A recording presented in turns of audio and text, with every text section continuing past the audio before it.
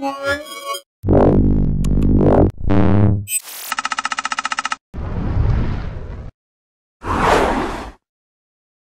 Scott here from Mobile Geeks, and here we are at the Intel Bloggerhutten at IFA 2013. And I have something very exciting for you today because we have Ben Saunders, who's going on the Scott expedition. How are you today, Ben? I am very well, thank you. I love blogger. Is it Bloggerhutten? Bloggerhutten. I love that. I think we're trashing the German language right now, but it's okay. I'm very, very happy to be here in Berlin. Yeah. So the reason why I'm really excited to talk to Ben today is because he's heading on a 4-month expedition to the North Pole, and he's planning not on breaking his devices.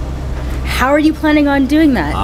Yeah, that's a very good question. In fact, the North Pole was the last trip. So this one is Antarctica, other pole, but it is also equally cold. So we are the two of us on the expedition. We are in Antarctica for 110 days, so nearly 4 months, and we're taking 2 Ultrabooks with us. So that's how we are communicating with the outside world via satellite phone, sending back every day blogging, we're updating social media, we're sending back photos and video and text. So looking after technology is an important part of it, and when we first started talking to Intel and said, look, this is what we want to do, this is what we want to do with 2 Ultrabooks, they said, oh, well, we're not sure they're going to work at like minus 40. I think they kind of thought we'd be sort of pulling them out in a storm, and then mittens on, kind of bashing around them. And actually we only really use the Ultrabooks in the evening in the tent where it's relatively civilized. You're obviously out of the wind, out of the elements. We'll be in our sleeping bags. We'll probably have the stove going, so it'll be relatively warm. minus 15, minus 20 maybe. And Intel have been testing for more than 10 weeks now. Been testing a number of Ultrabooks in Swindon in the UK. They have a cold chamber, and they've been doing sort of cycles of taking them down to minus 40 overnight, thawing them out again during the day, testing them in the lab, running loads of tests on the Ultrabooks, freezing them again for more than 70 days now, and they're doing extraordinarily well. So the Ultrabooks we're taking are completely standard. We've beefed up things like the connectors and the power cables. We're using low temperature cable, obviously specially made battery packs, solar panels.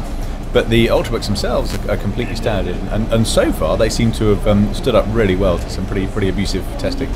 That's amazing. I actually remember breaking my very first PDA, and because I left it in my car when I went snowboarding, and I came back and the screen was never quite the same. So I mean, cold weather damage to your electronics is definitely. I'm from Canada, so yes, yeah, you said something you have to consider. Yeah. So what exactly are you going to be doing during the day? Well, during the day we are heading south. So the plan very simply is to make a return journey to the South Pole on foot. So we're going from the coast of Antarctica to the South Pole and all the way back to the coast again.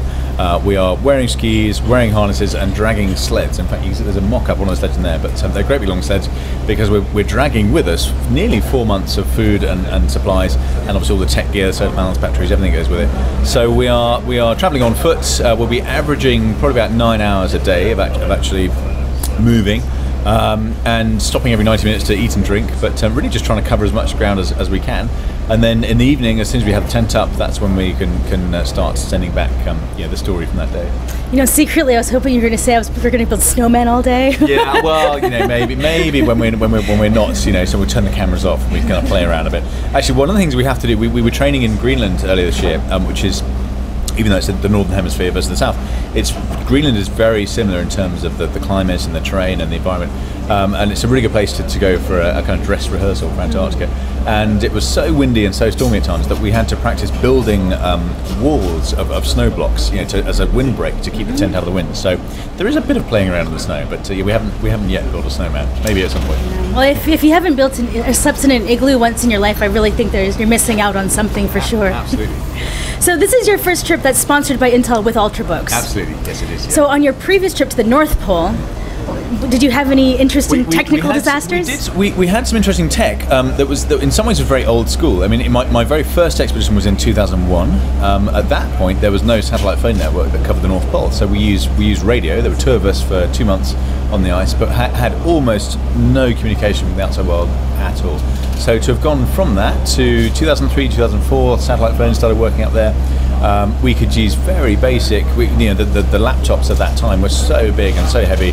The batteries died instantly in the cold. They were just useless. So we actually used. Funny you mentioned PDA. We had a really old school. I think it was a compact iPad. It was ancient, 1998 something, with a stylus, and you'd write it through. So we managed to get that talking to satellite phone. So we could send using the PDA just like little bits of text and little photographs. So to have just so to have gone from that to using Ultrabooks now, which don't weigh much more. And I mean, this one here is less than 900 grams. And to have the processing power, this has got 9 hours of battery life. It's got the processing power to edit video from our tent, high definition footage, send that back via satellite phone. So the technology now, and the amount of stuff we can do from our sleeping bags, to send back the story as it unfolds in that kind of detail and definition, is no one's been able to do that before, and it's purely thanks to this technology.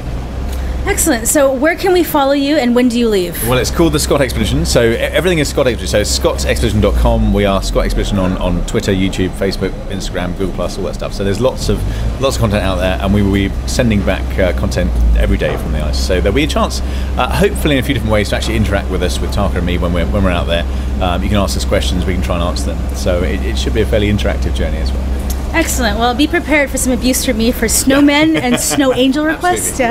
No, we will do that. Excellent. So this is Ben Saunders heading on the Scott Expedition, and I'm Nicole Scott from Mobile Geeks.